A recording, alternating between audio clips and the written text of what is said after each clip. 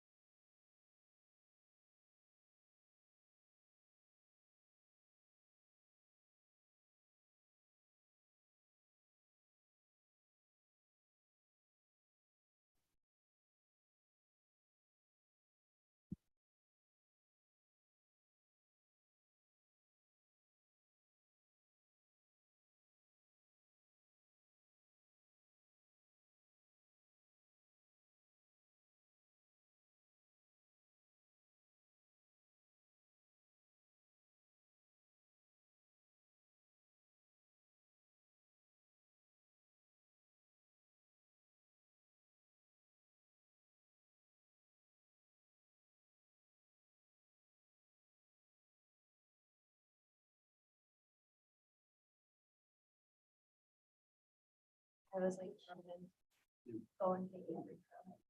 That they have an analytics. Yes, it's 11:30. So that's not what over there. I'm sorry. Sorry. All right. I think we are ready. Thanks everybody for coming. This is Des Moines Iowa User Group for those of you joining online as well as those streaming on YouTube. Thanks for coming. And thanks for all of you that came in person. It's great to have people in person. I was commenting to Chris, it's fun to watch you guys out just reconnecting with each other. Seen a few hugs. That was so cool to see. So thanks for everybody for coming, no matter how you have decided to join us today. So we're happy that you're here. Just a couple things to cover here to get us started. If my slides will work for me. Spekit is our sponsor for today.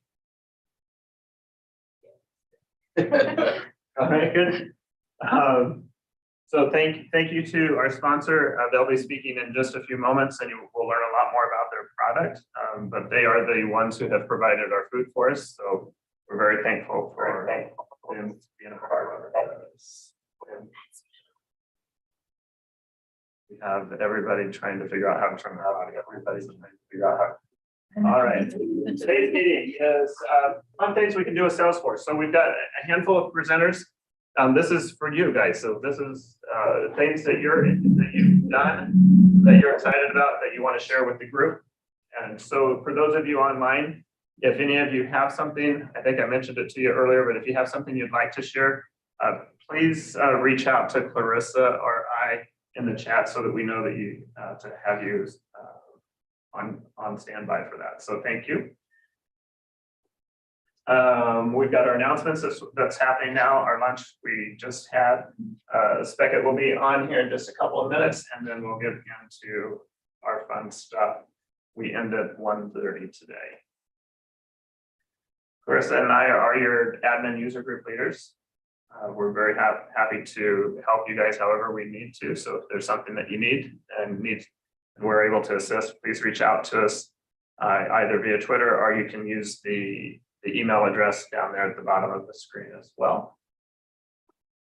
Our nonprofit user group leaders, we have Karen and Joseph. Joseph is in the room. I don't know, Karen, if you're online or not, but reach out to these guys. These guys are really, really good. And if you ever want to assist other nonprofits, reach out to these guys. They would be more than happy to try to connect you to folks that can definitely use your help.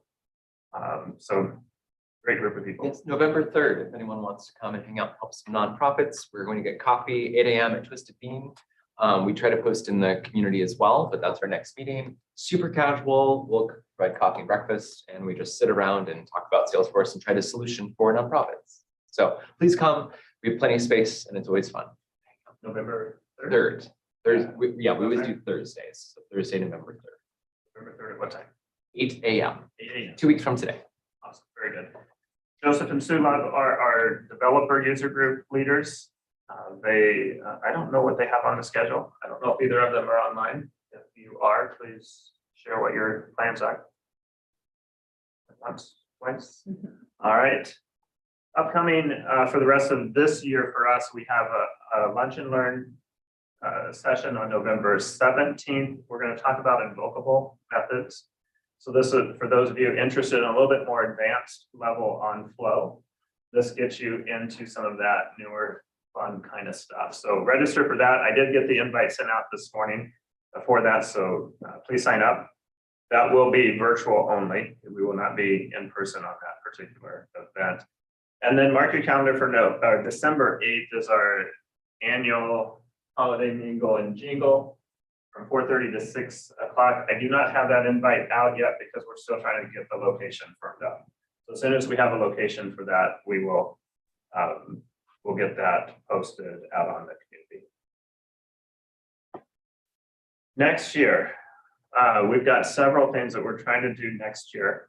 These are the dates for all of our meetings next year. This is a little bit busy of a slide, but I just wanted to give you a flavor for some of what we're looking at doing next year. Person and I met yesterday to work through some of our thinking for next year.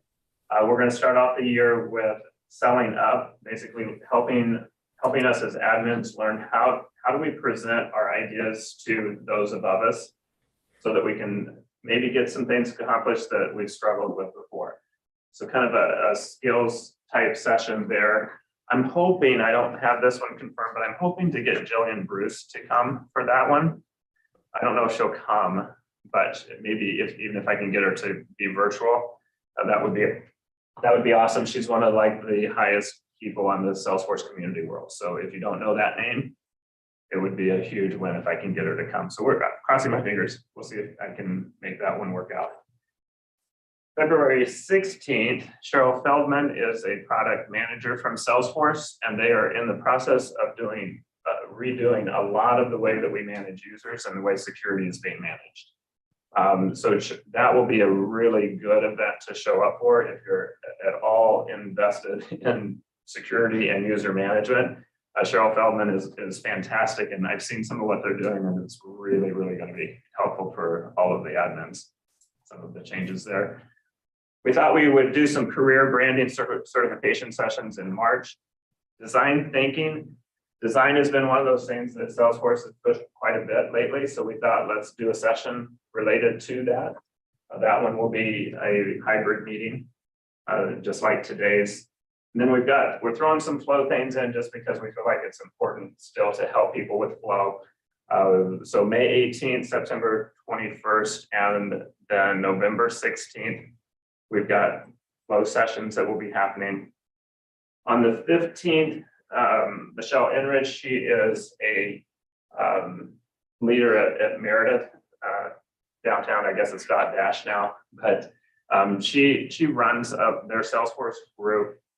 Is fantastically smart when it comes to agile and project management types ideas. So she has agreed to come and speak on that date for us. Salesforce architecture. I was kind of hoping, I know who I want to do this, and he's not here right now. So I was hoping to connect with him today to confirm our speaker for that one, but I think I know who that's going to be. I'll share once I get confirmation.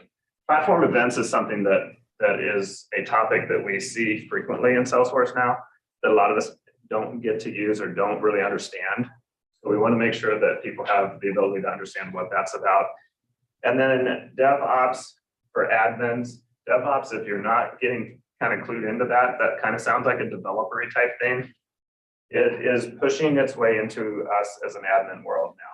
And so it's stuff that we need to be able to understand. And so we wanted to bring that session to you as well and give you a chance to understand and learn how we can manage our Salesforce environments in a little bit more of a framework model.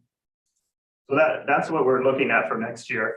Any thoughts on that? Things that might be helpful? It's always a little bit tricky to try to figure out what to do for our user groups because we often have people who are brand new to Salesforce, and then we often lose them as they get more advanced in Salesforce. And so we wanted, it's trying to find a balance between serving those of you who are new and then serving those of you who are have been in Salesforce for really quite a long time. So hopefully we've kind of struck a balance that might be helpful for everyone. More Salesforce opportunities. You can scan, I don't have a QR code, I guess it's just the URLs there. If you're interested in any of those options, those are Salesforce sponsored. And then our upcoming events, we have Florida Dreaming happening here in just a little bit. Mar Dreaming is new, that's marketing. So if anybody is in marketing and you're curious about that, that one will be virtual. You can go to that QR code and learn a little bit more about what's happening on the marketing side of the world. Cactus Force in January and Texas Dreaming in May.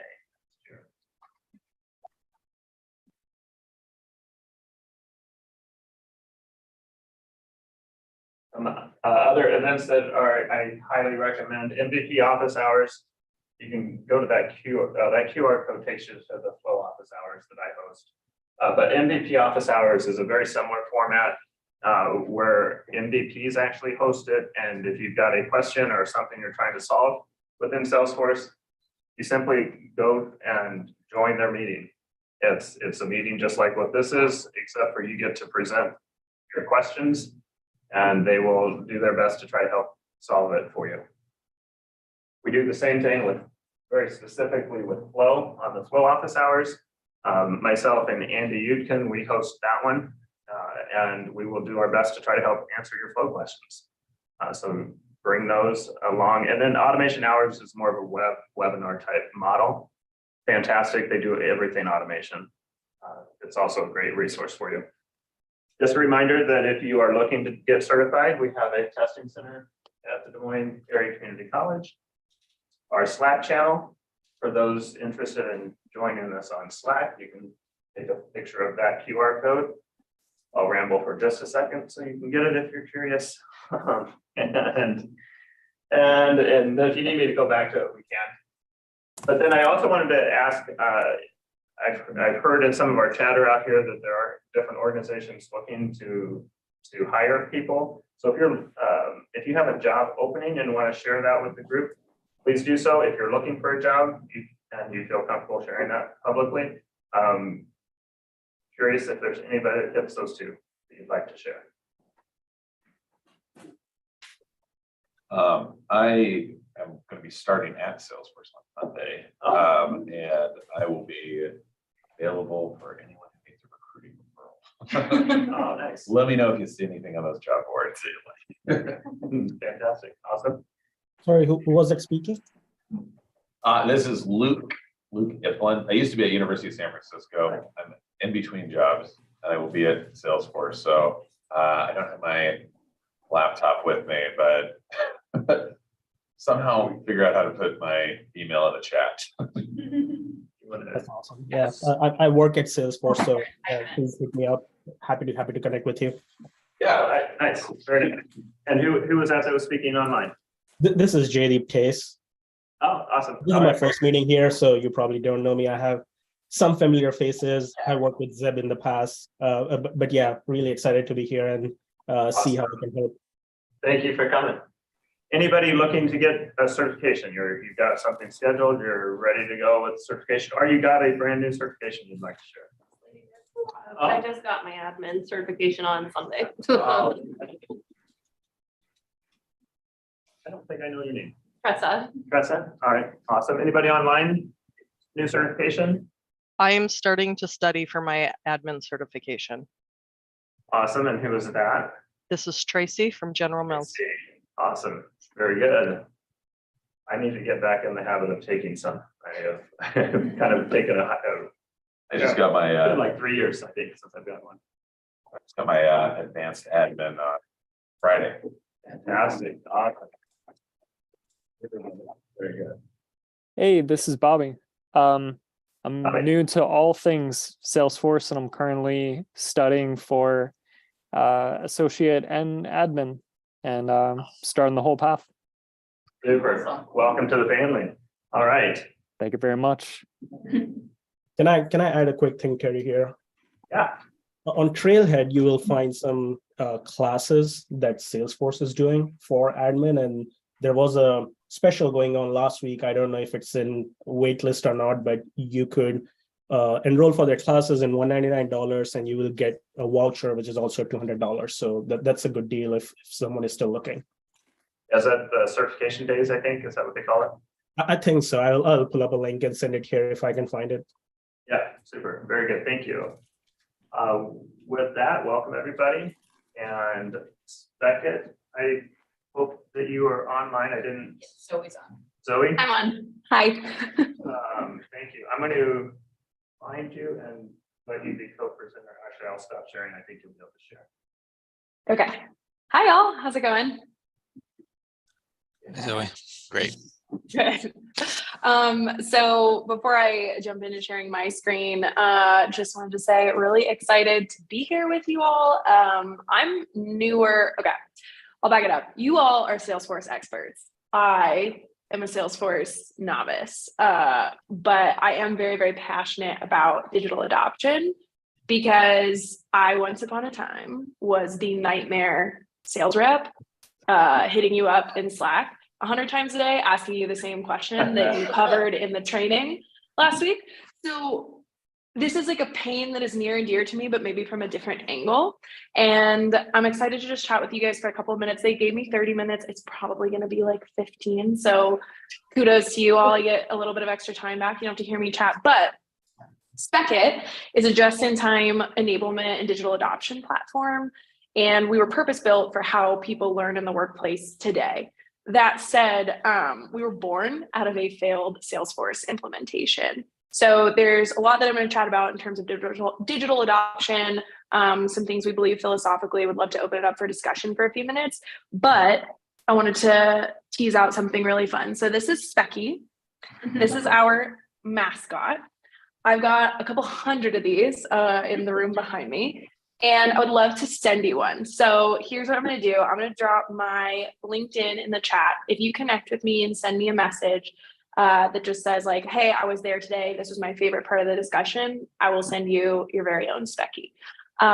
And they're very, very popular with dogs and children. You can tell people that's what it's for, but like, I know plenty of adults who sleep with these. So that's my intro. That's like hopefully what's going to keep you on with me for the next few minutes. And then let me share my screen really quick. Also, how many times have you heard that in the last 2 years? Can you see my screen? Yes. Can we see it? Okay. Amazing. So again, Spekit, we're trying to make it so that people can learn at work better than we do today and work faster and smarter in the cloud. And again, we were born out of a Salesforce, a failed Salesforce implementation. My name is Zoe Hartsfield. If you go on LinkedIn, my name is Zoe Hart. There's a reason for that. I won't get into it, but I run community here at Spekit. And so it's my job to kind of like go out and about, go to the events and meet our customers, meet people in the Salesforce community, and really just like build and foster relationships and chat about digital adoption, just-in-time learning, and really trying to kind of like pave the way of the future of how we learn and adopt new tools at work. As many of you probably have experienced, like that story of me hitting up my Salesforce admin 100 times when I was a little baby rep. The way that we roll out changes is not built for a digital working environment. When I was a rep, when I first started, I wasn't remote. Now, a lot of companies are fully remote, or you're trying to work cross-functionally with even like international teams. And we have something called Slack, which I don't know about you, but I get interrupted 100 times a day with repetitive questions, and I don't even handle like a very complicated tool like Salesforce. So can't even imagine what your day looks like as you're trying to build this thing and teach people how to use it. And they're like, how do I update an opportunity again? So this is where we kind of wanted to change the way that people are approaching learning at work, because the cost is very high. The time spent of you answering these repetitive questions when you could be building out and improving upon your Salesforce instance, the time spent for reps and other individuals going out of their flow of work and looking for information that they don't have access to, it creates frustration. It lowers the efficacy of the platform and lowers the efficiency of the people trying to use it. So we're trying to fix that. In comes adoption enablement right where you need it. So I'm going to skip the deck because who cares? Let's just take a look. So this right here is a spec. This is our little company logo. If I hover over it, if it wants to load for me. Oh no, everything is frozen. Oh, there we go. Wow, do you see these just disappearing in front of my very eyes? This has never happened to me before. Let me see if I can refresh. You could reach out to somebody on Slack. Yeah, dear Ben, can you fix this? Okay. So this is a spec. A spec is just embedded information and bite-sized training that you can put on any field, custom object, anything, a pick list, if you want in Salesforce. So you can embed anything that you want. Other links, instructions, step-by-step, GIFs, videos, what have you. And this way, instead of me being like, oh, how do I like change an account name or how do I update an opportunity? This one's probably my favorite. Okay, steps right here. I know that I need budget and timing in order to move this opportunity to stage 2. I can also look and you can link out to like mother content or like the core content for the subject. So that everything is like well interlinked, and yet at the same time, I'm only seeing exactly what I need when and where I need it. And when I stop hovering over it, it goes away. So if I'm a rep and I now know exactly what I need to do to qualify an opportunity, I don't ever have to like check that spec again. But the nice thing about like the pick list is I can kind of roll through these all at the same time. I can see anything that my admin has embedded in there. And as a rep, this is really helpful for me to know exactly what I need to do, when and where I need to do it. I never have to actually leave Salesforce to look at this documentation. It's all right here. I'm not exiting my flow of work. I could still be on the phone with a client or customer or prospect and get the information that I need to move on. So that is the like embedded spec feature. We also have this sidebar. Are you all able to see that? Yes. Cool. So this is probably my favorite feature as somebody who is not a sales rep. I'm not in Salesforce every single day. I'm a marketer. And so I'm usually searching for resources, content, things to share with my sales team. Or let's say I was a rep and I'm on the phone with a customer who's like, hey, can I see a case study? Or, you know, how do you compare to this, competitor? I can search anything in our wiki or database, anything in that knowledge base, that data dictionary that we have saved in Spekit. I can search it at all times in this sidebar. And that way, again, I never have to leave the tool.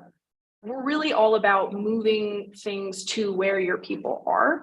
And it's going to shorten the distance from ask to answer and reduce the friction between the asker and the person who holds the information. You're putting the information in the hands of the people who need it most, right when and where they need it. Another thing we have that we just rolled out, and this is like very important, I think you all could probably empathize with this, is sort of learning reinforcement. How often do you roll out a new training or you introduce like some change management, let's say, and you update the team, and 5 minutes later you have Zoe in your DMs saying, what was that? Sorry, can you tell me how to do that again? Or I don't need it maybe for a week. A week goes by, I've completely forgotten that we even did the training, and then I'm asking the same question. So we introduced something called knowledge checks. Knowledge checks are little bite-sized, like knowledge assessments, essentially, that you can send 3 to 4 questions following a training. And this is going to reinforce the learning that you just gave to somebody. So if you could pick the top 3 things that you wanted somebody to remember that are most important from the change that you just rolled out, you can create a little like quiz essentially and send it to them. You also get the analytics on the back end as the admin to see who's taken it, who hasn't taken it. So when Zoe inevitably DMs you next week, is like, how do I do this? You can see, Zoe didn't take the knowledge check. Like maybe she needs to listen a little bit better when we do these trainings and have some follow-up action items. So it's helpful context for you. You can also see like what documentation people are visiting the most. So we have some pretty cool analytics on, you know, how many times has somebody viewed this. You also have a feedback loop right here. So I can react to any spec that you create. Let's say you added a spec to the qualifying opportunity right here, and I'm reading it and I'm like, you know, this just doesn't make sense to me. Or maybe it's outdated. I can react and hit a reaction, and it'll let me basically, if it's a negative reaction, it'll give me the option to automatically create an email to send you feedback. So it's a closed loop, and you get to see, okay, this is outdated because of XYZ. This doesn't make sense because of XYZ. And that way you're staying on top of content. It's very easy to edit content. It's pretty instantaneous. So let's say somebody was like, hey, we actually like don't have that customer anymore. This example is outdated. You could edit it, hit refresh. It's edited across the org and everybody has access to that. So that's pretty much, oh, I guess I'll show you one more thing. For change management, how often are you rolling out new changes or building something new in Salesforce? Probably like pretty often, if that's your job, yes. Right? Yeah, okay. Well, I was like, I would guess like pretty frequently. So this is probably my favorite feature as somebody who's rolling out new content. This is called a spotlight. So basically I can link a spotlight to any URL, any page in Salesforce, any page on the internet if I wanted. So if you know, maybe you oversee tools outside of Salesforce, this is helpful for that too. Where I can basically send a little pop-up for anyone where when they enter that page, you can see it, they can snooze it and say, show me later. You as the admin get to see if they snoozed it. So again, when Zoe hits you up in the DMs, I was like, how do I do this? And you're like, I sent a spotlight last week. You snoozed it 5 times. Just go look at it. That's helpful. But you can also like view it. You can embed a video. It's just a great way to add little change management updates to people to keep people apprised of those updates, because I would guess, tell me if I'm wrong, I would guess a lot of change management is sent via email right now. And you probably don't have a ton of insight into who's reading it. How long are they spending on it? Are they understanding it? Did anybody even look at this? I can't tell you how many updates I have just thrown in the trash because I don't have time to read it or something like that, where you can see on the back end exactly who's viewing this. And again, you've got that closed loop of feedback where somebody can say this was helpful, this was confusing, mark as read, etc. So those are kind of like the core functions of Spekit. I will stop sharing my screen for a quick second here and kind of just like talk for a brief moment about why I think this matters so much. And I actually just read an article. I'm happy to drop it in the chat when I'm done with my little soapbox moment, and then would love to like hear all of your thoughts.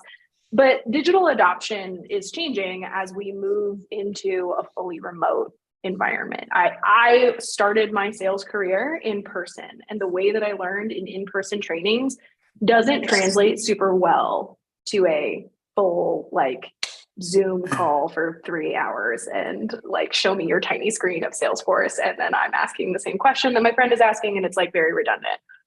So what we're thinking about is how do we create a digital adoption strategy and enablement program and tool that serves people in the way that they need to be met right now in this totally virtual environment. So there are kind of 3 core tenets that we're thinking about. One of our customers, Amy Contreras, wrote an article for HR Tech about like 6 strategies she uses for digital adoption. Again, happy to share it. I thought it was super fascinating. But we added to that list recently. I was chatting with my CEO. We were talking through, you know, what is the most important thing for like Salesforce admins to be thinking out as they are building out and then disseminating information and change management to the teams using that tool, because it's so important to have data hygiene. It's so important to make sure people know how to use it. And it's also a pain for everyone trying to do this totally virtually. So step 1 is just meeting people where they're at in the flow of learning and in the flow of work, if you can reduce the friction of somebody having to go outside of the tool that they're using to teach them how to use the tool, that's a huge benefit. And also when you're able to link resources that are outside of that tool within the tool so that somebody can pull it up right there, that again reduces friction. Number two, we philosophically believe in something called everboarding. There's a ton of statistics that talk about how onboarding impacts things like retention, job satisfaction, people feeling like they know how to do their job. So why would we stop onboarding after, a week or end it when ramp ends? So it's all about reinforcing that knowledge. Again, something we built into the knowledge checks part of our product, so that people are constantly feeling like they're leveling up their skills, they're getting better, they're understanding how to use the tools that they need to use. And so people like you who are building out these products are feeling like your work is not going to waste because people like me are understanding the change, know how to implement it, and are implementing it right away so that it is then being utilized. And then finally, this is something we say at Spekit all the time, make it simple, but spectacular. I don't know about you all, but I just read an article yesterday that LinkedIn produced. It said that we, as the digital worker today, switches tabs upwards of 1,200 times in a day. And that context switching has an inherent cost because you're losing focus, you're losing time, you're losing your train of thought, you're having to go from place to place to place to find what you need. So the more you can simplify the information, just give people exactly what they need when and where they need it, the fewer tabs they have to change, the fewer pieces of information you have to read. I probably don't need the 147-page PDF with the documentation. I probably need one sentence that's on page 92. So if I could insert that one sentence when and where I need it, that's going to be more impactful for me. So that's really the end of my spiel. Very, very curious to hear from anyone. What are you all seeing in the digital adoption space, and what has been helpful for you as you are trying to get teams to adopt Salesforce and take on change management as you are rolling out updates? Very good, Zoe, thank you, that was awesome. You do have a question in the chat from Jackie. Oh yeah. And we picked what users have access to features. Yeah, so you can break out by team. So it's our, I think it's from a licensing standpoint. Yeah, so you could let's say you wanted to get 300 users, but you don't need everybody to have knowledge checks or something like that. There are ways to turn off certain features. You can also make people different roles. So maybe some information is just not relevant. Like me as a marketer doesn't need all of the CS content that we have. So it's not that I can't access it, but I'm not designated to the CS team. So when certain changes are rolled out. Say that again? So I think they got inadvertently. Oh, okay. Sorry, I thought it was a question. Yeah, you can definitely break it apart and use different features for different users. You can dissect it by teams. And we often roll out to a sales or customer success org first. And then sometimes people will add on more departments as they see fit, or they won't. But you can definitely make sure that people who are creating content have access to content creation. You can break people out by admins who have access to all the analytics. We call them experts, or I like to call them spexperts because I'm a nerd, that create the actual content. I'm an expert in Spekit because I'm creating content for the sales team. And then you have just end users who can't necessarily edit or create content. So that way you're keeping a hold on who can make changes, but they always have access to that feedback loop. So if they see something, they can mention it. And then you've got that ability to make those changes in real time. Any other questions that you have? I think that I will be honest, I did not know about your tool. I knew the name, but I didn't know what the tool was. And that's very cool. I remember that. I've been out of corporate America for a long time, and I remember getting emails that were 1,000 pages long, and the person writing it actually expected you to read it. No way, I would not do it. And so probably like you, I didn't read it. And so I like the fact that it's right there, that it's in bite-sized chunks for exactly what it is that you need. That's very cool. Very It's so there's this concept called information foraging, and it's this idea of like a cost benefit analysis we automatically run in the back of our heads of like, how much time is it going to take for me to find the thing that I need versus how much value am I going to get out of the thing that I find? And it's really like the core motivator for why we don't go look for stuff ourselves, why we hit up a known expert via Slack or something, which is a total waste of that person's time. But to me, the selfish sales rep who's trying to hit quota, it's like, well, I'm trying to hit my number. I know you have the answer. I mean, I have a very, very vivid memory of us rolling out a brand new sales process called Winning by Design back when I was an SDR. And we spent a lot of money on this. And it was weeks and weeks of training. And then they rolled out a 127-page PDF sales playbook that was unsearchable because it was a PDF. And I remember we also rolled out, like, we shifted from, I think it was like leads to opportunities, and like the way we operated in our Salesforce was like a big overhaul. And that was part of the playbook as well. It's like how to update an opportunity, how to move something from a sales qualified lead to a sales accepted opportunity, et cetera.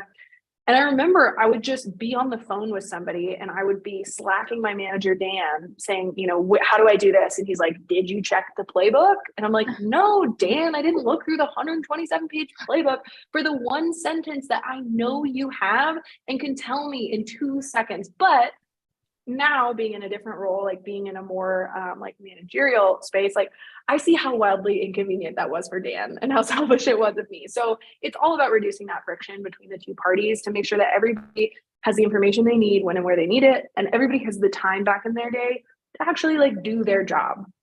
Yeah, Karen, you had a question? Yeah, I have a question. So it looks very similar to another tool I'm familiar with. Do you have the ability to pre-populate data on certain types of records? Like, for example, like if they log a call, can this tool, can you program like text templates that will populate the different fields? Or would you only be able to just show what they need to do, like just through the little specs? Right. It's really more of like an information or learning tool. It's not necessarily, are you talking about like a Dooley or like a Walk Me? Walk Me. Nicer than Walk Me, but Walk Me has that Right. the text template feature. So, but this looks nicer. Thank you. I appreciate it. You seem nicer than the Walk Me. Thanks. Well, Walk Me is a really good like flows, like their flows feature is really cool. We have one too. But like walking somebody through a process, I'm actually unfamiliar with that feature, so I would need to look into it, but I'm happy to kind of explore. I think I'm just like not totally understanding the populate field question. Okay. I'm not a Salesforce person, Okay. Thank you. as you can tell. But I will say that Spekit has made it infinitely easier for me to use Salesforce because I like had the knowledge of Salesforce equivalent to that of a baby carrot up until this year. And now I feel like I am at least a novice and can kind of speak the lingo. Awesome. Yeah. Very good. Question in the back, yeah. Does this integrate with knowledge if you're already using knowledge within Salesforce, or is it meant to integrate with outside help tools, or kind of what's the lay of the land there? Yeah, so the way we work is we connect at the metadata level and we just lay on top of Salesforce. And because of the ability to link anything, you can pretty much, I believe you can link any sort of documentation you already have existing in Salesforce into a spec. But that way it brings just that little piece and you can link out to the greater content within the spec if somebody needed to like read on further. So the way I would think about it is I take a look at a page of documentation. I'm like, all right, what's the TLDR that a rep or a person in this report might need to know? I'm gonna write those 3 sentences in the spec, and then I'm gonna link the master doc in there so they could go read the whole thing if they needed it. Thank you. So I don't know if integrate is the right word or the wrong word, but you can definitely like intralink additional pieces of content right in the spec. I like Jackie's comment there. They're an international organization, and so training is always a challenge. So that would definitely answer. Oh, yeah. I mean, we're not even international, but we're coast to coast. And I cannot tell you how many times I've been asked to jump on like a 5:30 p.m. meeting. I'm just like, ugh. I would like rather just be able to like read the little snippet on the change or get a spotlight in the morning with a 1-minute video that I can watch. And I'm like, great. Now I know exactly what was going to be said in that meeting. Very good. Yeah. All right. Well, thank you so much. Thank you again for lunch too. It was fantastic. I'm sorry Yeah, that of you course. couldn't be here in person with us, but it was awesome. Great. Glad to hear it. So very, very grateful for your support. Thank you. Yeah. Thanks for having us. And remember to connect with Zoe on LinkedIn to get your own little Oh, yeah. mascot. Yeah, there we go. She dropped LinkedIn again in the chat. Carrie and I can write it on the whiteboard if we need to, for those of you in the room. Awesome. Cool. Very good. Figure out how to unspotlight you. All right, so let's move into our next section. And for those, I think, that wanted to present, I'll let either of you two fight for who wants to go first. Go ahead. Cool. You know the lay of the land better. Cool. I'm having Wi-Fi problems. Can I use your laptop? Carrie? I got disconnected like 3-4 times. Yeah. Okay. I was having trouble with the video. I'm hoping those Hopefully- online, it's clean. It says your bandwidth is low, so hopefully it'll work. I stopped editing video. Yeah, I just emailed you my presentation if that's okay. The presentation, Joseph? Yeah, don't be too impressed. Like, I'm setting the bar. let's give it a minute. We'll accommodate Joseph here. Special demands. Sorry if I crashed last present. I tried to do the Wi-Fi out there and then I rejoined and I was like trying to mute and then I was afraid that like, I think it was, who's in there? And I was like, people you know, but no, it's not you right now. If you didn't, that's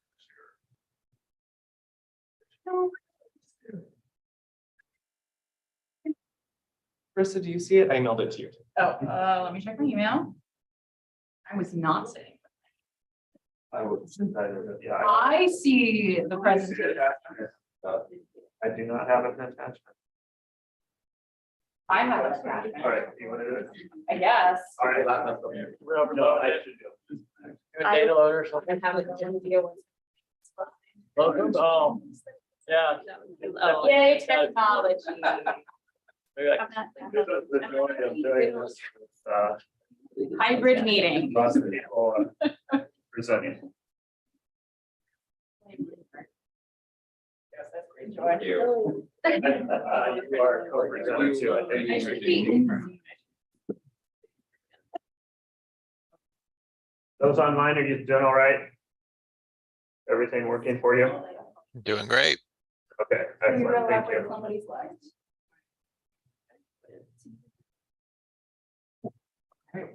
Uh-oh, I opened the attachment, Joseph. This is what it was. That's, It was a PDF. You attached a PDF.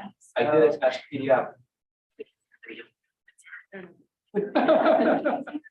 Do we want to, Great for me. do we want to try to figure? It's wondering.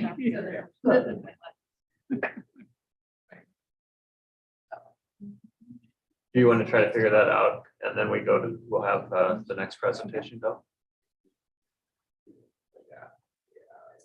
Yay, chaos. We'll see. Okay, cool, we'll roll with that. Is everybody pretty good? Can everyone online see like mostly a blank presentation, but with one little guy with a star? Yes. Awesome, okay. Hey everyone, my name is Joseph Pearson and I work here at Holmes Murphy. And I was very excited for the opportunity to share some of the cool stuff we've done with Salesforce. I feel like as an admin, we're always building really cool stuff. And sometimes people don't always care how you built it, just whether or not it works, which fair enough. And so when they announced that we were going to do a bit of a show and tell, I was like, oh my gosh, I'm going to share my most complicated flow and how I use custom metadata and just like totally nerd out. But then the more I thought about it, I wanted to share, I was actually my first project here at Holmes Murphy about 4 years ago. And it's actually very simple from an admin standpoint because I'm just using custom objects and process builder and flows. It's pretty straightforward, but it's so effective. And I just had a meeting. It was like great. Right before this, I had a meeting about this project, and we were reflecting on how it hasn't really changed that much in 4 years. It was really well solutioned, and it just has run itself, and it's just needed a little course corrections here or there. So what I'm going to be talking to you about today is the process for our Holmes-Murphy Foundation. Holmes-Murphy has a giving arm, and so there are a number of different avenues where we distribute charitable funds out into the community to different organizations. There's an employee match. So if I wanted to donate $250 to an organization, Holmes-Murphy would match my donation up to $250. Some really cool stuff. And before 4 years ago, this was like a box and some binders and a very manual process. I didn't get to see too much of it, but I've heard that it wasn't great. So today I wanted to walk you through from a process level what this looks like, and then if I can switch around easily on Chris's laptop, then maybe we'll take a look at the actual architecture. So on the screen, you can see that we've got a little guy here, and we'll call him Andy. That's Andy. Jones. Andy is a Holmes-Murphy employee. And Andy's holding a little star, and that little star is a dream. Andy has a dream of supporting, Andy has a dream of supporting one of the areas that Holmes-Murphy supports. We have identified 4 different avenues of giving, and that is diversity, equity, inclusion, youth, supporting arts, and supporting health and well-being. They have much fancier titles, and I apologize, I don't have those in front of me. I have them on my computer, but you get the idea. There are 4 different pieces of the community that Holmes-Murphy supports, and Andy wants Holmes-Murphy to send funds their way. Now, Andy knows that Jen here at Holmes-Murphy, she supports the foundation. There she is. There's Jen working on her laptop down there. But as so many Salesforce admins can relate to, this is maybe 10% of Jen's job, and Jen has other stuff to do. I looked back, and we've had 2,000 to 3,000 requests come in one shape, in one form or another, since we started this process. So if every Andy with a little dream that wants to get money to any of these causes that we care about goes to Jen, it's going to take up all of her time. So we need a way for Andy to take his dream, run it through Jen, and get the money to these causes, but also make sure that it's a good request. It fits in with the funds that we have available. It fits in with our values of Holmes-Murphy. It's a real organization. So how are we going to do that without taking up all of Jen's time? You guessed it. We're going to use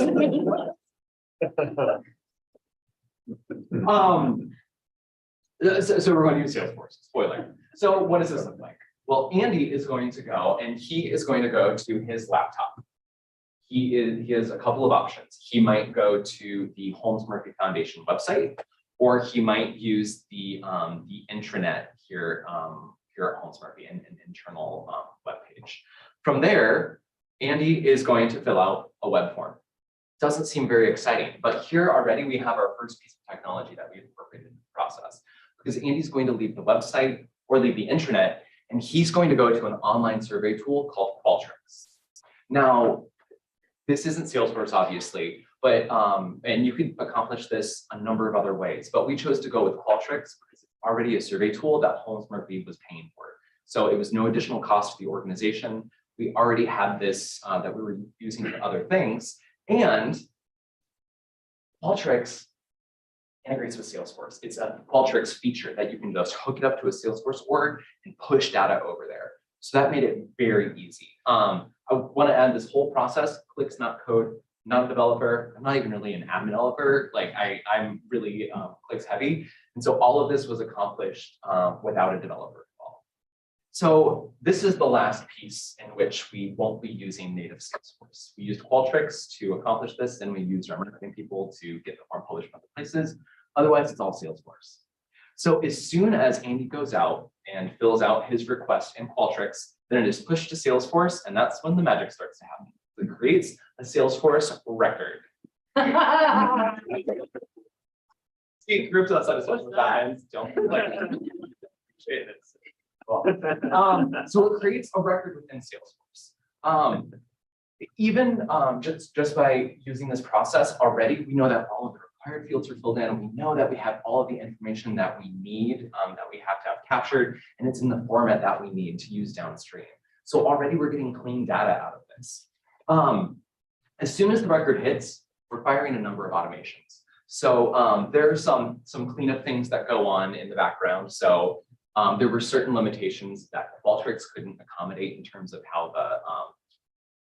the address needed to come through or whatever. But all of those things were minor and easily fixed with automations once it hits Salesforce. As you can see by the little gears, that means that we've fired off some automation.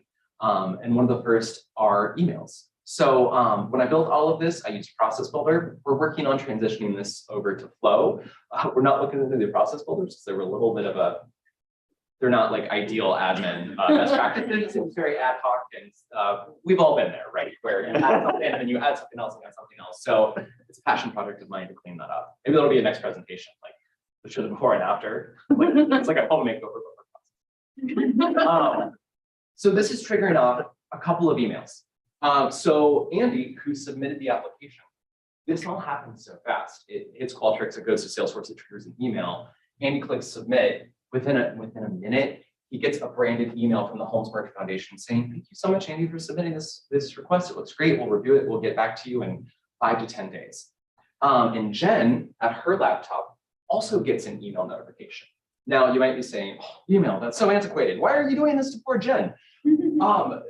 She gets alerts within Salesforce as well, but for her working style, we have a Holmes Murphy Foundation inbox, and this was the easiest way to manage it for her. So business requested email, and that email has a direct link to the record, and it just makes it very easy for everyone to do their jobs. Okay, so Andy submitted, record gets created, a couple people get emails. Jen got an email. She knows it's time for her to go in and work her magic. So Jen will go and look at the record, and she'll give it a review, make sure that it passes muster for those things that you can't automate. She's going to do a qualitative review. So to make sure that this is an organization that fits in with our values, it's something that's eligible. You know, there are certain things that we're not able to give to. And if she decides that it is a good fit, then she is going to kick off, it's very old school, a Salesforce approval process. How many people use approval processes? Okay, right? So, let's talk about So, we'll talk a little bit more about the mechanics of that here in a minute. But for her to kick off the approval process, at this point, she's going to make sure that the record looks good, that it's connected to an account in Salesforce. It should automatically match. If not, she'll create one. Just making sure the record looks good. Then she will identify up to 4, I know I only put 3 on the screen, but up to 4 approvers within Holmes Murphy. So 1 to 4 people are going to look at this request and say, yeah, this looks good. I'm okay with the funds that are going to be released, okay with where it's going. And then Jen has also plugged in the bits for accounting of where this money is going to come from. So if this money is coming from 3 different areas of the business, we might need 3 different approvals. So that's the example that we'll look at today. 3 different people need to sign off on this request before it goes out the door. So approval processes, if you're not familiar with them, they're not the most flexible, but they are very secure. And that's something that we wanted for accounting. So each of these 3 people will get a notification and they get to say thumbs up, thumbs down, yes or no. So if the first person says yes, and then the second person says yes, and the third person says no, it's dead. Approval process ends. Record was not approved. Sorry, this isn't moving forward. It's all or nothing. If the last person says, no, I don't agree with this, then we have another automation that fires off. Automations are great, but we also are dealing with people here, and we're dealing with people who are passionate about causes. So not sending an automated email just to say, sorry, we're not supporting your cause. We're going to let Jen know. We'll send her a notification. But then Jen is going to manually send a personalized email to the requester. She'll say, hey, Andy, we're not able to support your request at this time. This is why, please try again at a different time, or select a different cause, something along those lines. If you haven't cracked the code, a solid line is something manual and a dotted line is automation. So let's say though that that didn't happen, and or let's say it did happen and Jen didn't send an email to Andy because the last person in the approval process said, ooh, I'm rejecting this, but it's because I think the accounting is wrong. This isn't where these funds should be coming from. We need to adjust the record and then submit it for approval again. That's fine. We can go through the approval process as many times as we want. So let's say Jen goes, she adjusts the record, she works with accounting, she resubmits it for approval, and then everyone says, yes, looks good. All right, now we're in business. Now we're ready to move on for the funds to be released. So the approval process will end, and then we have dotted line back up to, again, more emails.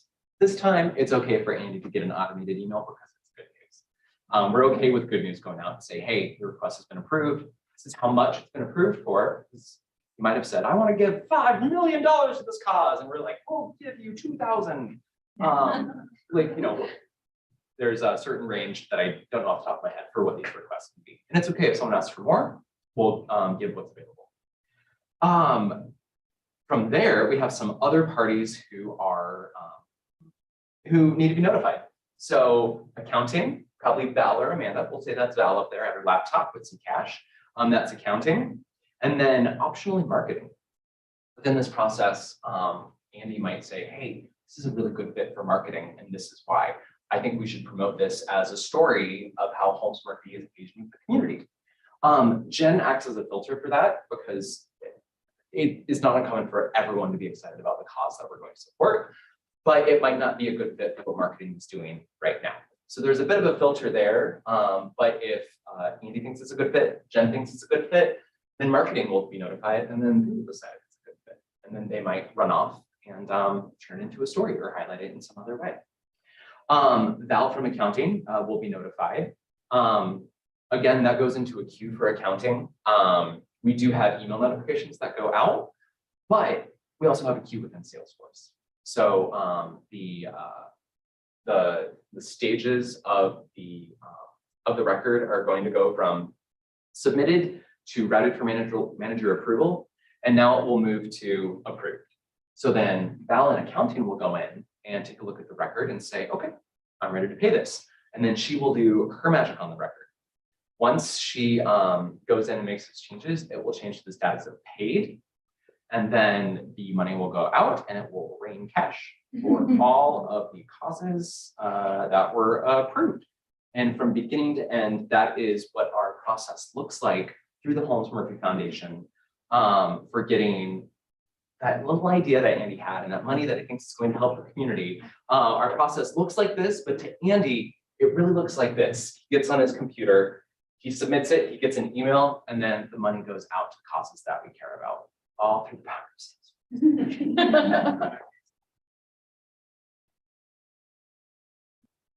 Salesforce. I'm happy to show you any of the pieces at one point. One of the things that I thought was kind of cool that we baked in is for our approvers, we actually have approver records that look up to users. So for instance, let's say that Carissa is an approver. And let's say that Terry's an approver. You seem like an approver. So let's say that I'm Jen and I think, oh, okay, Terry's going to be the approver. So instead of going to Terry's user record, she's actually going to another custom object called division leaders, where it has Terry's name and it looks like Terry, but that's where the lookup to a user exists. Because if we're dealing with a lot of executives, they may not be the ones who are actually checking their email and pushing these requests through, but it needs to look, it needs to show their name in the approval record to show that it went through them. So for instance, I select the approval record of Terry, which is a custom object, but it's actually linked to Carissa's user record because she's the one who's actually doing all of the work and coordinating all of this. That's exactly right. And I didn't want to point fingers. So that way we know that Carissa will go, she'll have a conversation with Terry. She's in charge of Terry's email. She'll actually push the request through because she's managing that relationship. So it's an extra layer that at first blush might look like a little bit of over engineering, which some of us can be guilty of from time to time, but it's actually served us very well. And so then that made it a very flexible process as we adapt and change. Any questions?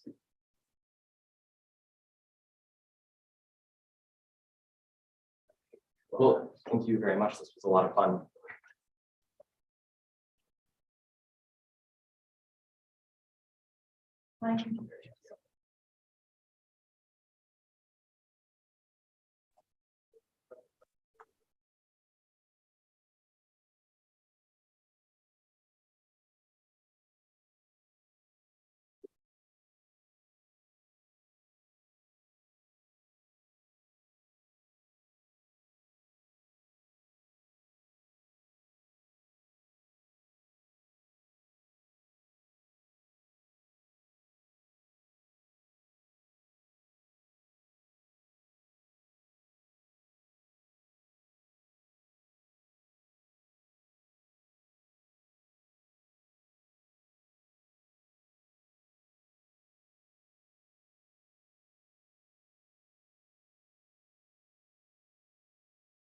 There we go. You see that now? Share your screen. Yeah. Not acceptable like this is not. I do occasionally have trouble with this, but some docking station. Fine. Probably don't need to. I can spotlight you just if you. Okay. You're in the Zoom meeting, right? Yes, I am. Let me share in there. Yep.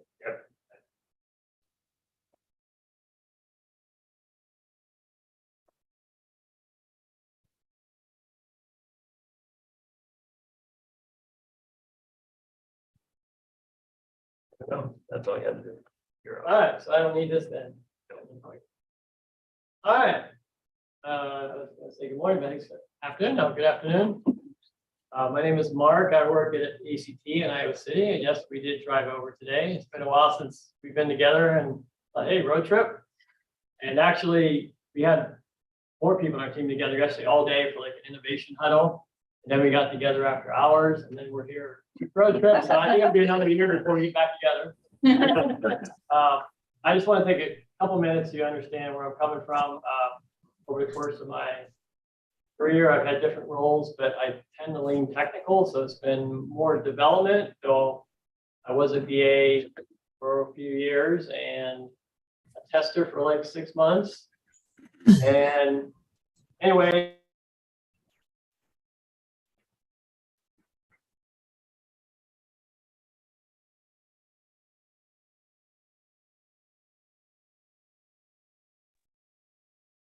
Online, we lost the audio.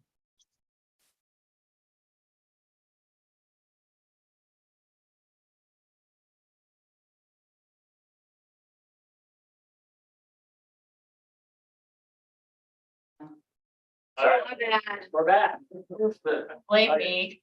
So early 2020, I chose Salesforce, and the admin team we have with ACT needed some help. So I went to an admin boot camp in Chicago, and this was early March 2020, if you remember your history a little bit. That was the week that COVID kind of took over everything. So by Monday, everything seemed kind of normal. And by Friday, literally, we were the only people in the Salesforce building near Chicago. They sent everybody on home. And I think the only reason we were still there is because there was an exam at the end of the boot camp for people to take. So that was an interesting time. But then it came back, and the admins were really too busy to take on anybody new. And after like 2 or 3 months of that, I was all right. I'll fall back on what I know. And they had a need for some API conversions from one provider to another. We went to AWS. So I went headfirst in Apex Code and did a lot of API conversions from one provider to the other. The URLs changed. That was the biggest part. But it also dragged me through the application, which was a good way to do it. But anyway, now fast forward to this year, I hear flow. And so we had an innovation sprint a while back, and I spent the whole sprint just trying to learn about flow. What can we do with flow with clicks and maybe low code instead of writing a lot of code? And in the course of doing that, I decided to see how we could interact with APIs. And I found some good information. What I'm showing you here is actually from a trailhead called external services. Just to back up, so if you're not familiar with external services, this diagram I think covers the big picture. We have Salesforce and you can branch out and make calls whether to something in the public or Salesforce or even proprietary. So that was us, proprietary. Our service console for Salesforce is basically just a view into a lot of external data. That's the prime role, at least for the service console. And so we have a lot of API calls. And we had a feature recently that I tried to do all with flow and clicks instead of Apex. And it worked mostly well until the very end. But the thing was, with some of these external services, I couldn't find a lot of help and examples to how to make this work, especially when the interface for the service had a body or a payload. This trail has examples where there's parameters. I was like, what do I do? How do I send payload? That's what I want to show you. Let me get my glasses here so I can see.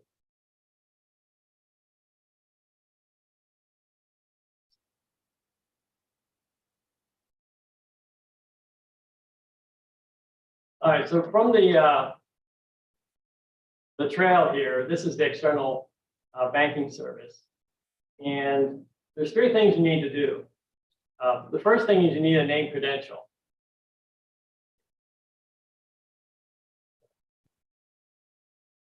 And basically, a name credential is the URL and the authentication to hit the service. And I won't go through the details of that. There's a lot of examples how to do that. Everyone's a little different depending on your authentication method and so forth. The second thing you need to do is set up your external service. And so I'll go through and show you what the one from the trail looks like. This is an edit since I've already done this. But I'll walk you through what it looks like. If you're doing it brand new, you would start with this screen. You give it a name, possibly a description. You need that credential you just created. And then you decide how you're going to give it the schema. You can say relative, absolute URL, complete JSON, or upload from local. In this case, there was a URL for the trail. For us internally, I just copied it from what was published and dropped it in here. But you can see the JSON schema. Assuming that's valid and accepted, it then processes it. And it exposes all the operations that are available from that schema.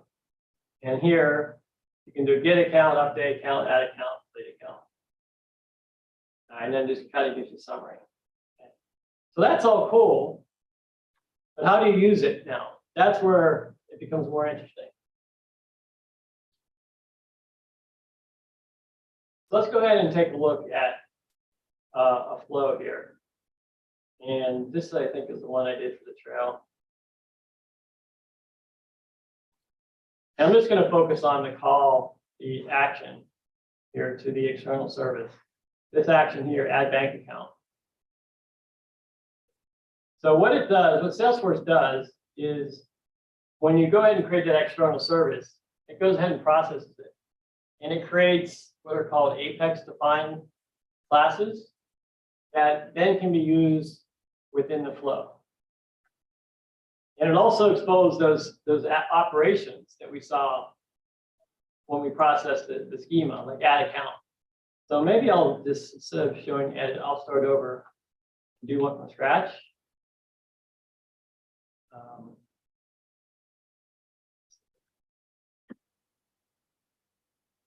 Question while you're doing that. Yeah. Is the add account that we were seeing in the action. Yeah. Was that when you were on the external service and you processed that? Was that one of those items that was? It was. Made it available? And that was actually what I was going to do here. And all of that part of the logic that's done by some developer or by whatever the service Well, yeah, they expose the,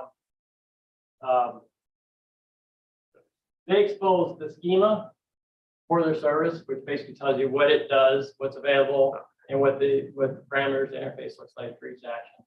Okay, So I'm gonna go ahead and just drop a new action on here, just to show what it will look like. So when you come in, what I found the easiest thing to do is to go down to type, and it has an external service type. And then you can look through here and see, oh, there they are. Those are the 4 that it exposed for us from that schema. You can add an account to an account, you can get an account, and update an account. And then when you select one of these, then you get the labels and so forth. Then you put in the input values, okay? And you probably do this from a variable or something. And then advanced here, you can, there we go. You can manually just assign the variables to different objects. And here's where the Apex defined classes come into play. We have the existing account and the account these different ones.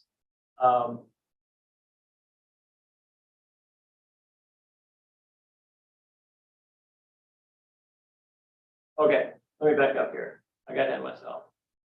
So what you can do is you don't have to assign these. You can let Salesforce do it for you on the one big object, refer to them. But you can also create variables based on those Apex defined classes. And you select data type Apex defined. And then here is the list of all the classes that define for you. And one of these has to do with the response. And I'm not finding it right here at the moment, but anyway, there you go, error response. That's a way you could use those variables in your process.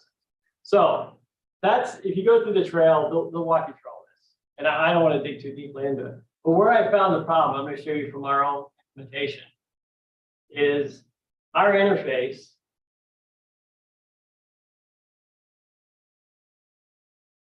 requires a payload, not variables.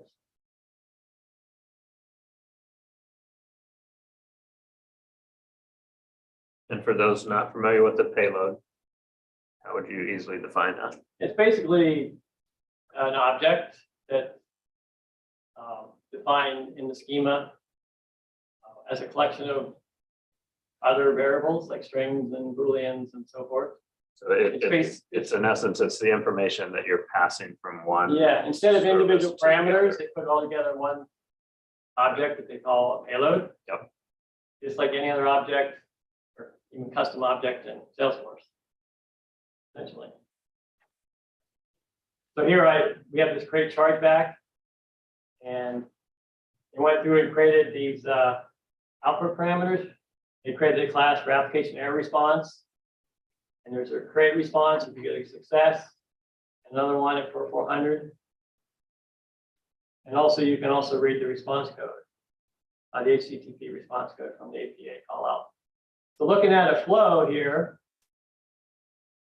I'll look at this base one here. This is the call out flow. I've got a bunch of subflows. This is the very lowest level one.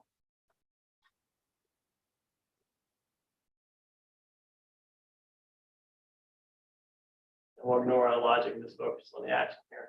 But where I really struggled at the start because there was nothing in the trail and I couldn't really find anything else searching for it, is once it's come up, and these tend to be pretty slow for whatever reason, that like it's reprocessing or validating something, but it will eventually respond.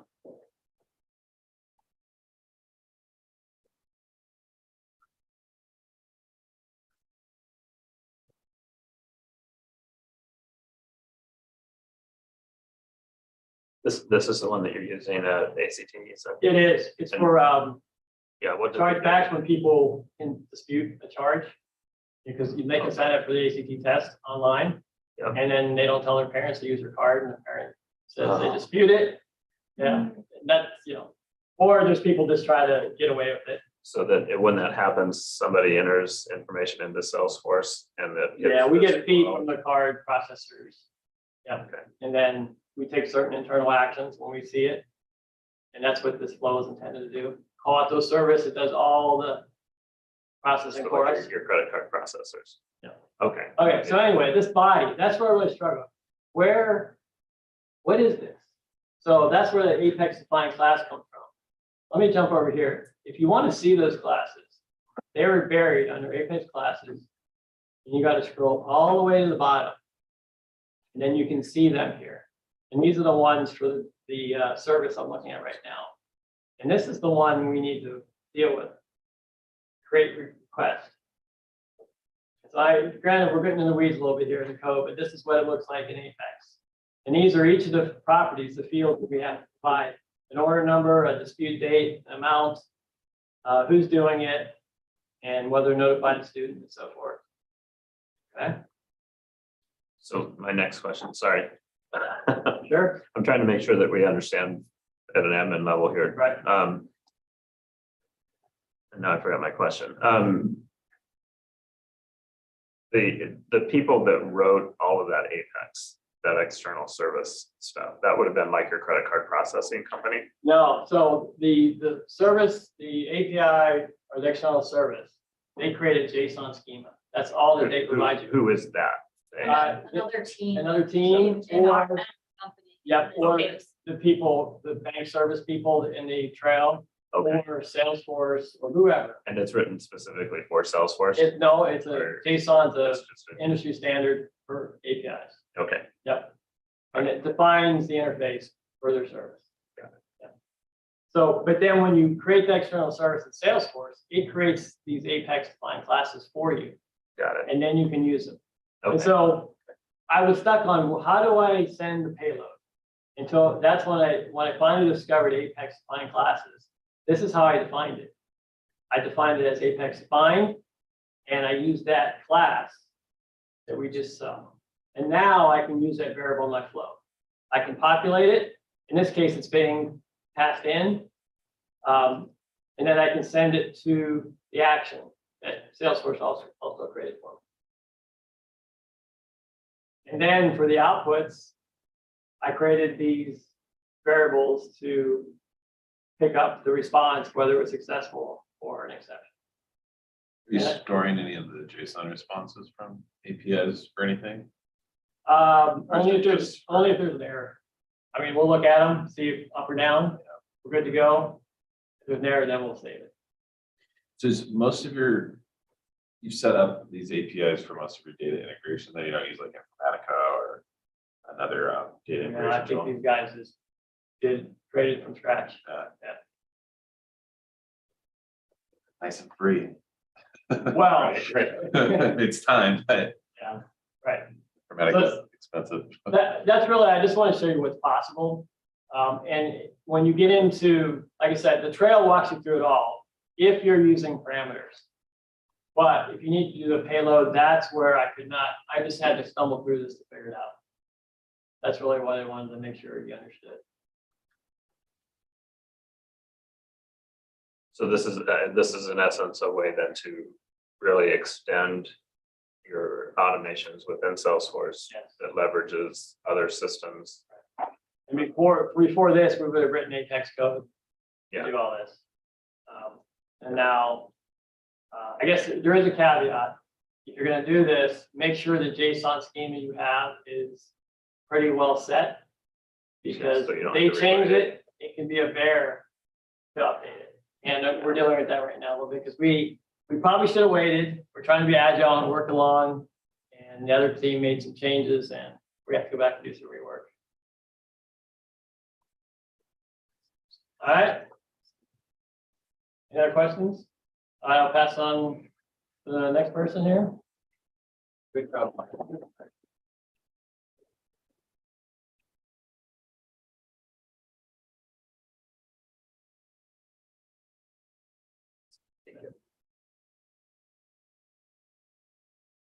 All right, you're stuck with me, sorry.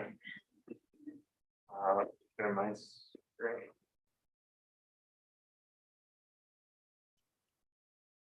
I thought what I would share with you is a flow that I have created that runs off of my website. That is the admin or the certification exams, practice exams that I have on my website. I've had a lot of people ask me about that, and I thought, well, this would be a good opportunity to show what that looks like. So, share my desktop here. So for those of you who aren't familiar with my website, there is a section here for practice exams, and you can just simply go to this button that launches from, this is a WordPress website, but it could be any type of website that this launches over to a site or a community in Salesforce. And then the community is simply just presents a flow. So it's very, very simple community. The only thing in it is the logo up the top and then a simple little menu. Otherwise, everything else here is a flow. On the way the flow operates then is you get to choose the exam that you want to take a practice exam for. And simply select next. We'll let you know, we'll ask you how many questions do you want to answer at this setting. You can choose that quantity up the top. And then you also see the breakdown listed down here of what the exam requirements are, or that's purely right off of the study guide.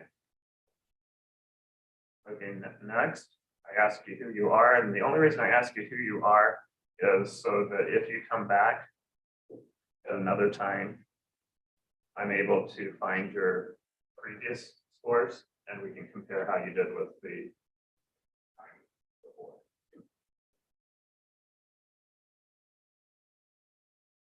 I also then give you a nice welcome back if you have been there before versus a welcome to the first time. All right. I do have something slightly wrong in my logic. It does, I said 60 questions, it came back with 52.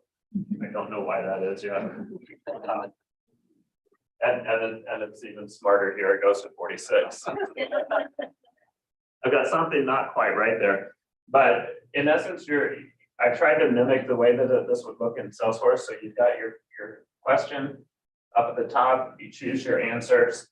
And the check boxes below, and just for fun, I don't even know what the question is. I'm just going to choose some. I do have the ability to mark it for review down there at the bottom of the screen. I'll click next. If I guess the right answer, I get a nice little green thumbs up. If I guess wrong, I get a thumbs down. I have the study guide reference link, not the study guide, but a reference link that takes you to the help article related to that question. If you disagree with me, you can check the dispute, and then I'll get a notification that somebody disputed that. I've never had anybody do that yet, which amazes me. So basically you go through one question at a time, take the exam. At the end, I will give you your results of whether you passed or failed, but you get that instant feedback as you take the exam. So how do they do this? This is all done with, well, as soon as I can get the Zoom out of my way. And inside of Salesforce, we have the different several custom objects. We've got the exam. So those populate on that very first, which exam do you want to take? We have a list of questions. I think I've got 100 and some odd questions in here. They are specific for each exam. The question can be on multiple exams.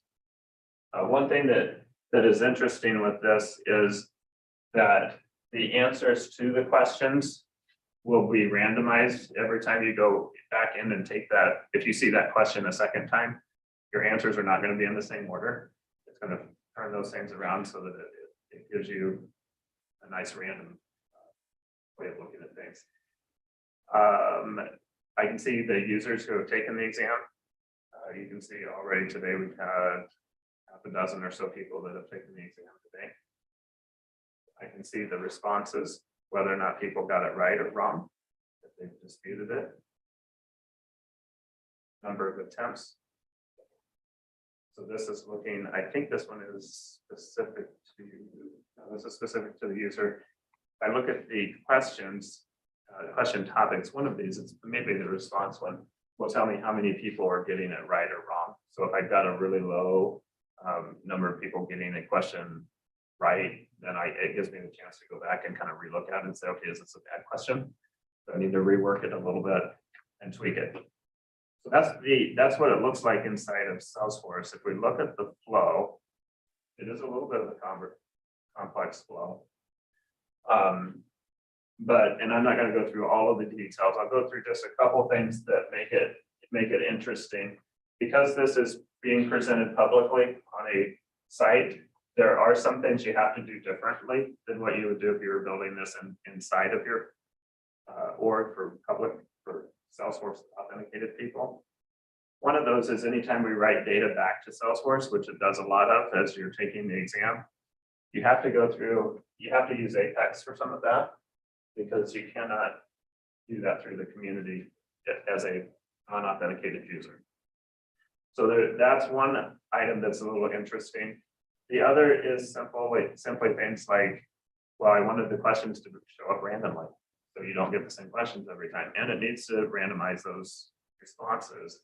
That all has to happen through Apex. So there is a fair amount of Apex that will be running in the background. The key thing here is that these are all invocable methods. We're going to talk about invocable methods next month. So the fact that I've got that little tag on the Apex code, that makes it available or visible to me within Flow, so I can simply call it. So we process all the way through. I think if you're familiar at all with screen flows, you can kind of see the path there of how that is sliding through the system. Various decisions there related to if you're a new user versus a previous user. That's this section right here. This part is getting your questions prepared for you.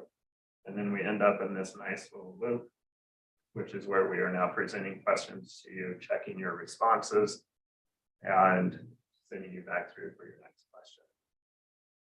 At the end of the process, we write everything to Salesforce, and we give you a nice summary screen at the end, which you didn't see, that tells you how you did on each of the different topics. Using a data table there to, again, kind of present things based off of each of the topics on the exam. You'll be able to see how you did on each one of those. Similar to what you get if you fail a Salesforce exam. Anybody ever failed a Salesforce exam?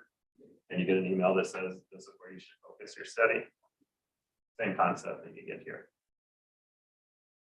And then I don't have it quite there yet, but at some point, if I ever get time, I'd like to be able to do the comparison. I mentioned that it does it already. It doesn't. Where it will compare how you did the last time you took it compared to how you did the current time. But that is what that flow looks like that manages practice exam. The thing that's really, I think, yeah, I'll answer your question. That one of the things that I like about this, and I show this to customers periodically, just because you might think about the number of times you have to get information publicly from organizations. And you think, well, I gotta go buy a tool to do that. You don't technically have to. You might have to know a little bit of Apex, because you do have to write the code that will save the data, save the responses. But most of this you can do straight in Flow and present a format on your website. It wouldn't shock me at some point if we see things like web to lead or web to case move into Flow, because it's really all it is. Write a Flow screen, ask a few questions, send it back into Salesforce that way. So it's a very nice little option. It doesn't have to be anywhere close to this complex. But does it get a question? Yeah, I have two. They're very easy. On the last screen, when you had your data table component, Yeah. Is that an unofficial Salesforce component? That one is unofficial. Okay. Salesforce, yes. I feel like at Dreamforce they teased this was coming, so I was like, oh wait, is it here? And I missed it. They do have it on the new release.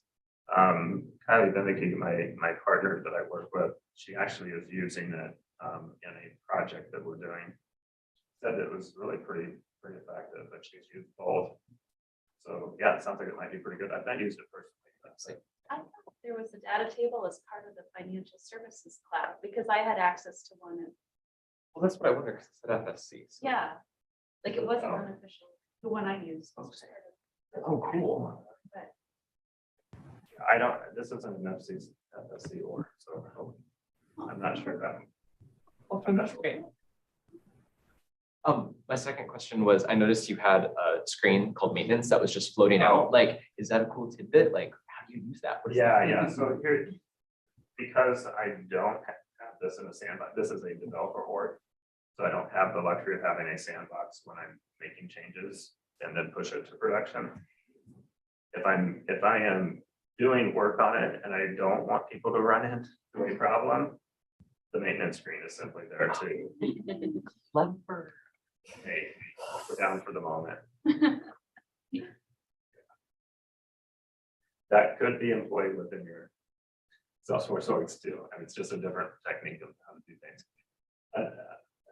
One of the things I used to do back before we had much nicer debug options, I used to create a screen that allowed me to input variables specifically for debugging that would come up. Now the debug screen actually prompts you for that, so you don't have to do it. Yeah, cool. You ready for something? I can be. All right, we've got, what time did I say we were leaving? 1:30. 30? You got 30 minutes. All right, well, I don't even take 30 minutes. So. Decided to change what I was talking about.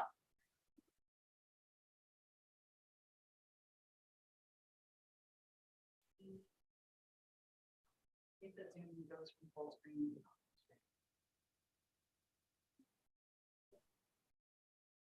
Okay, so this is my actual sandbox for work. So it's real, sort of. So what we're going to talk about is this little related to guy right down here. And you know how tasks and events can be related to like anything in Salesforce, but you can't do that with literally anything else in Salesforce, and how that is really annoying. I said, you know what, Salesforce, where there's a will, there's a way. And I made it happen. So this is an opportunity. And hopefully my field showed up. All right, so if I change this to account down here. Oh, look, that changed. It's linked to something else now.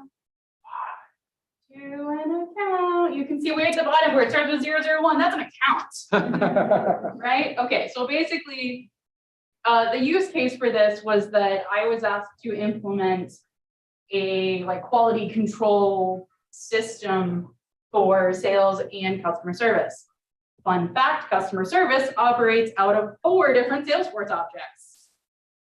And this was built so the review object, which is the object we're looking at, was built as a junction object that initially sat between opportunities and QA records. And I needed it to actually be a semi-junction object to sit between QAs, always as the master, and one of 4 other objects. So how I did this, we'll first go into the object manager and look at all of the fields I created. I will tell you that if you have to do this, this is going to eat up your fields real quick. All right, so I have a lot of related to because I wanted to leverage the out-of-the-box lookup relationship functionality. I wanted to be able to have a related list. I probably could have just done this with IDs if I wanted to, but because I wanted to be able to see the list of reviews on the account, it made more sense for me to do a lookup relationship. Then I wasn't worried about hitting my limits on these other objects, so it was fine. So what I ended up doing was creating a related account field, a related case field. Basically, for every object I needed to be able to potentially relate this to, I created a lookup field. So that was kind of step 1. And then step 2 was the related to object field, which you saw me change to control what the related to field output. And this is just a pick list basically of all of the potential objects this could be related to. I don't have this visible to users. Obviously, I can see it because I'm me and I have all the power. But my end users don't have access to that because frankly, it doesn't really matter to them. They probably have view access, but they can't edit it. It's not on their page layout. It is meaningless. And then I have some related to ID fields. I don't remember why I needed to have the 18 digits specifically, but I'm sure I had a reason. Go into it.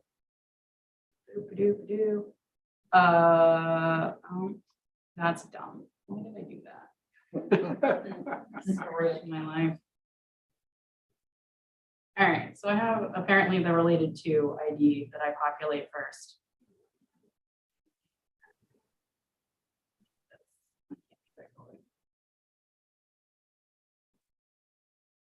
Really used to working out with my future monitors at home.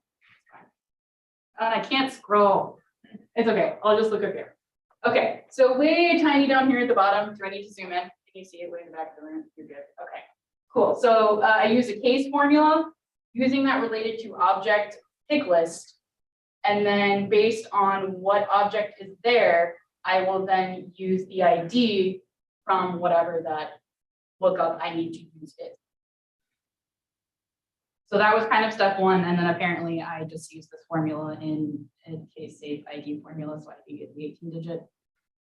I probably needed to give it to our data team. All right, so then once we do all that, we get this magical little gem.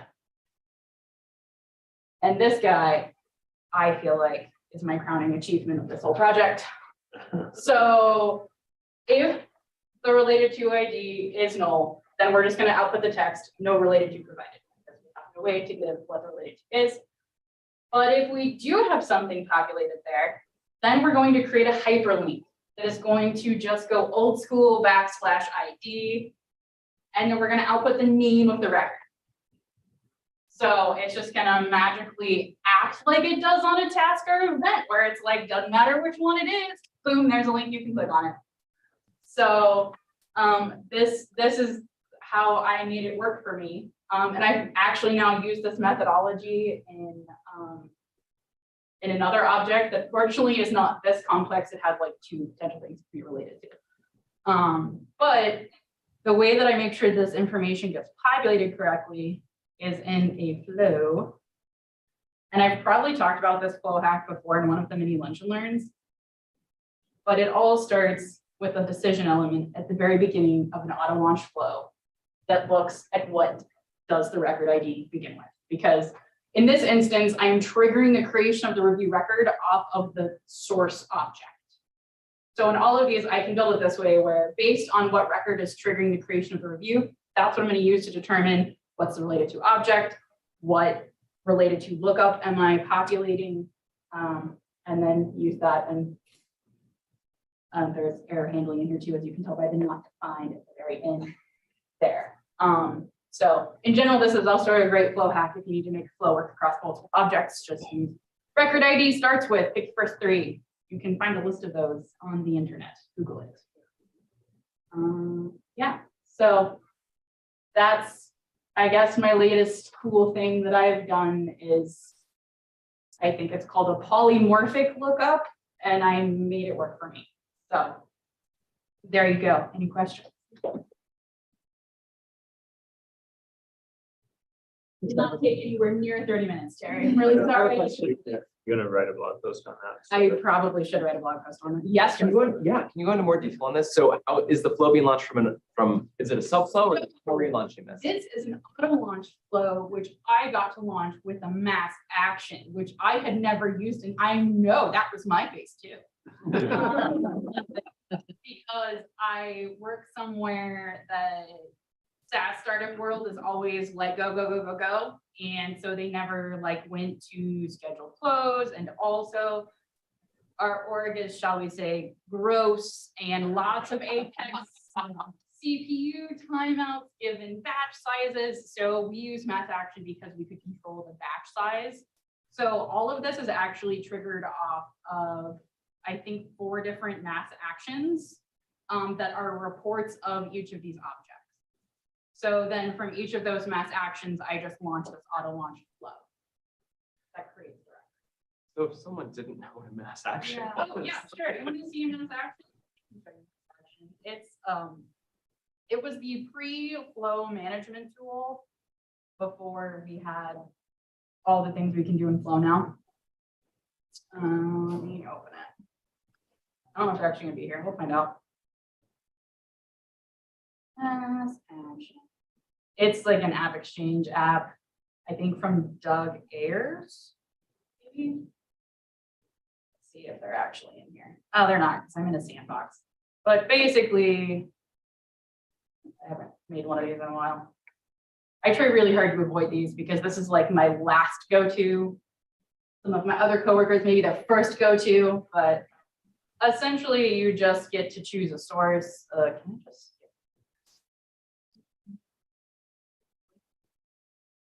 There we go. Error. Give it a name. Great. Oh, so this would be like the batch size. So a lot of our stuff actually runs as a batch of 10 or 20. It's sad. So then you can basically trigger this off of a pre-populated reporter list view. So all of these, in my case, go off of a report. I picked the report, probably actually in here.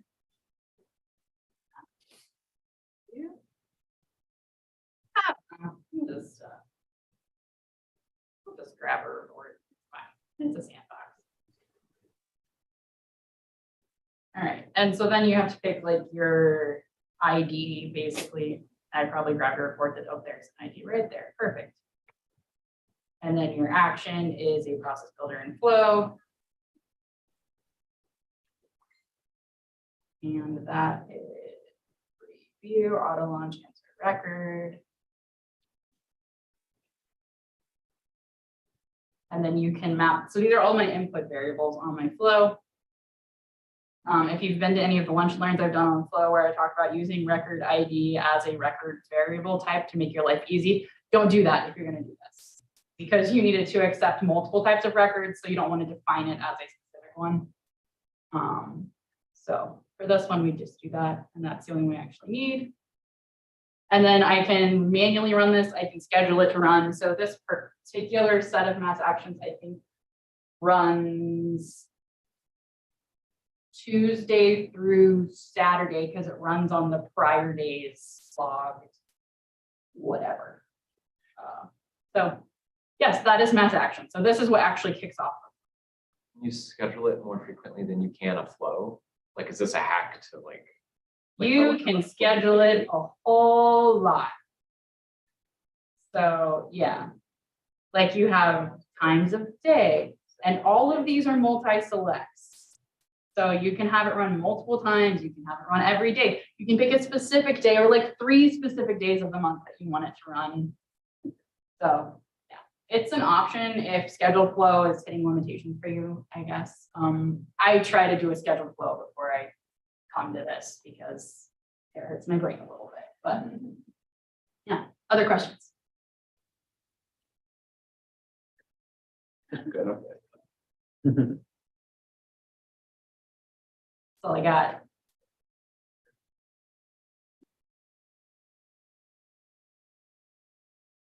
Anybody online have anything you want to share? We've got a couple minutes here, Les. 10 minutes. If not, I got something else that's much higher level I can share with you when I first started looking at Flow. So, If you want to share. yeah, I can do it. Yep. All right. Anybody online before we go to that one? Y'all are muted, by the way. All right. Go ahead, come on. All right. Go ahead and get it set up. And then we will wrap up with that one and let everybody either hang out and chat with us for a while, or you can go on with your day.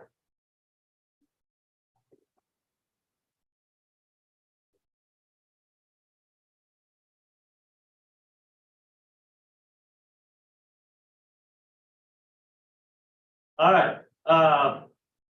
So I'm back. Well, I mentioned that innovation sprint. So I had never done anything with Flow other than watch people like Terry and Krissa and others do flows. And so I thought, let me see how I can replicate something we did in code with flow. Okay, so this is our service console, and for an account, we have this tools tab.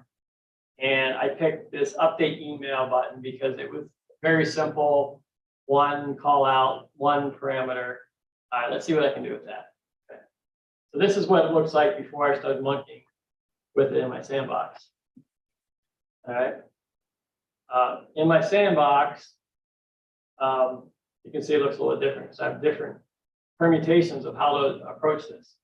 The first thing I did was just a basic screen flow, and where's my notes here so I don't lose track. The standard screen flow, and I deployed it as a lightning action. And that wound up right here. I guess before I do that, I should show you what the existing one does. Okay. So you update email, it puts the existing email in there. If you try to save it, it does a check, it's a duplicate check. Say, sorry, that's already there. I mean, why are you changing the same thing? Okay. And then if you change it to something new, it'll go ahead and update it. And then it refreshes the screen, I think. Anyway, I won't make you watch it. But you can see it has this cancel and save button on here. Okay. Now it's going to finish. I'll just let it do its thing. And you can see the email was changed. Back to the tools here. But you can see that this this is like our standard modal in this application, cancel save, and so forth. So I went ahead and did this lightning action put up here. It looks pretty much the same. There we go. Doesn't have the cancel save. I think those who work with ScreenFlow know why that is. And so to get out, you just have to use the X. All right, well, it's great, but it's not exactly the same, and it's up here in the quick action. So it works, but it doesn't fit in with what we're currently doing. All right, so then next, look at my notes here. I went in and just deployed it using a standard flow component on the record tab. And so that's what this is right here. All right, well, that works too, but it doesn't look anything like our existing application. And it works all the same, Try, it's going to check for duplicate. It's going to tell me, I think, that or not. Anyway, you get the idea. All right. And then I tried the modal component from unofficial SF, I think it is. And that's what this is it here. Isn't it cool? It's not a great button, but it's off on its own. And the modal looks very similar to just doing the standard. Okay. Then I went and I thought, okay, let's see if we can do a little bit of code. All right. And this is the one I like the best, but we'll just keep going through here. So I did a screen flow that's launched from an R screen component. And that's what this is right here. Update the email or calls the flow. And this is the one that seemed to have the most control and look the most like what we're already doing. Okay. And then finally, I tried doing, here's what the code looks like to be able to do that. To start to flow from your R component. And the one unresolved issue, I guess let me show you to you. When we did it that way, there was an error. Change that. Oh, that's right. I did it in demo.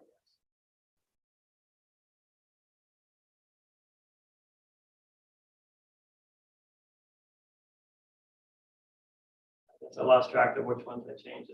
Let me try it again. Let me try doing the same one. Okay, that's great. It works the same, but it's got this update email from your flow finish in the background. And at that point, I'm not even going to try and figure out where that's coming from or fix it. I just left it as an issue to resolve if we decide to keep going down that path.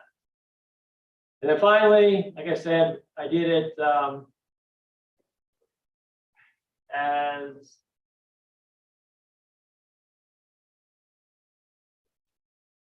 screen flow using an Aura screen component. So it's actually a screen flow, but it's using Aura instead of a standard flow screen. And this one had all kinds of problems, but it was interesting trying to figure it out. And that's this one here. So it looks the same to start.